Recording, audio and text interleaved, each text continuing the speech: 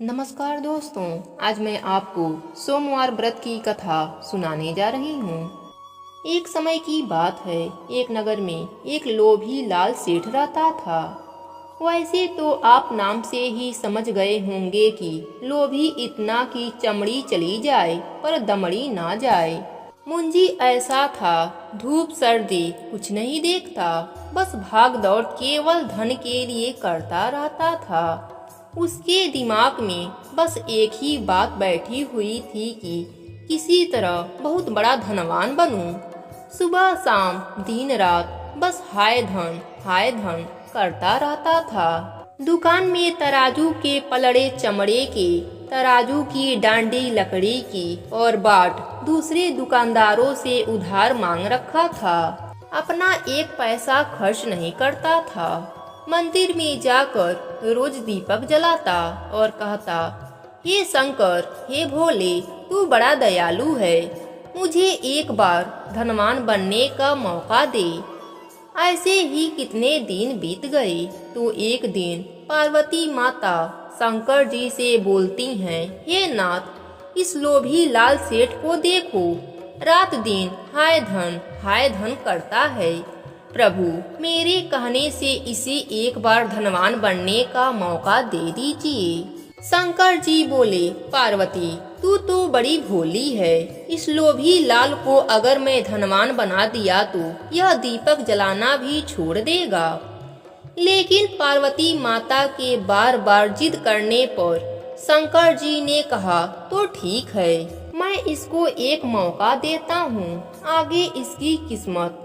भोले शंकर एक महात्मा का भेष बनाकर लोभी लाल के पास आ जाते हैं और कहते हैं, सेठ जी, मैं एक महात्मा हूँ, बहुत दूर से पैदल चला आ रहा हूँ, मैं तीर्थ यात्रा पर निकला हूँ, मेरे पास पारस पत्थर है, पुराने जमाने में इसे जादू यंत्र कहते हैं। अगर यह पत्थर लोहे को छुए तो वह सोना बन जाता है, इसको आप जमा कर लो, मैं 6 महीने में वापस आऊंगा तो मुझे लौटा देना। सेठ जी अत्यधिक प्रसन्न होकर बोले, ठीक है, मैं आपको 6 महीने में लौटा दूंगा। महात्मा बोले, नहीं सेठ जी, पहले मेरी एक शर्त मंजूर करो। सेठ जी बोले, कैसी शर्त? महात्मा बोले, पहली शर्त, आप अपने वही खाते में आज की तारीख लिखो और आने वाली 6 महीने की तारीख लिखो।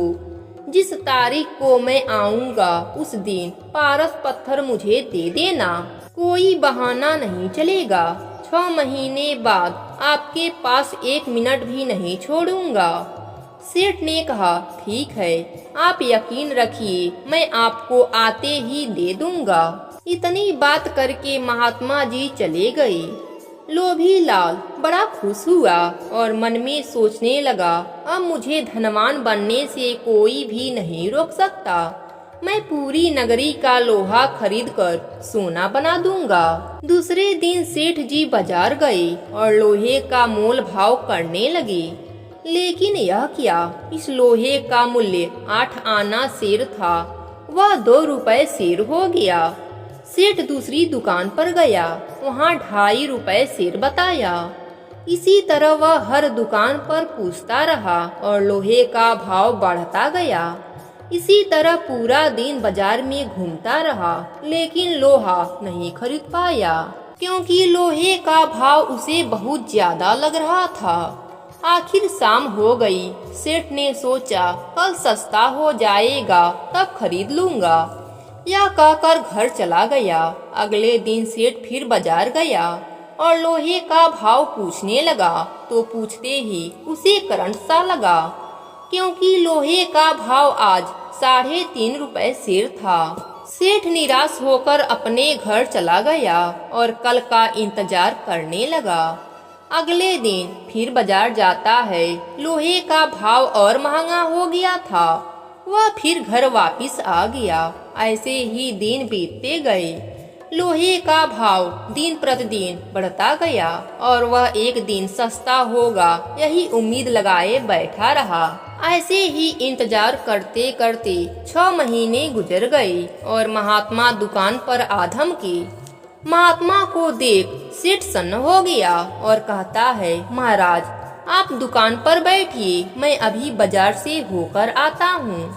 महात्मा ने कहा, नहीं, मैंने कहा था मेरे आने के बाद 1 मिनट भी नहीं छोड़ूंगा, ला मेरा पारस पत्थर दे दो। अब सेठ इधर उधर ताकने लगा कि दुकान में भी लोहे का कोई सामान नहीं था। तराजू की डांडी लकड़ी की है, पलड़ा चमड़े का है।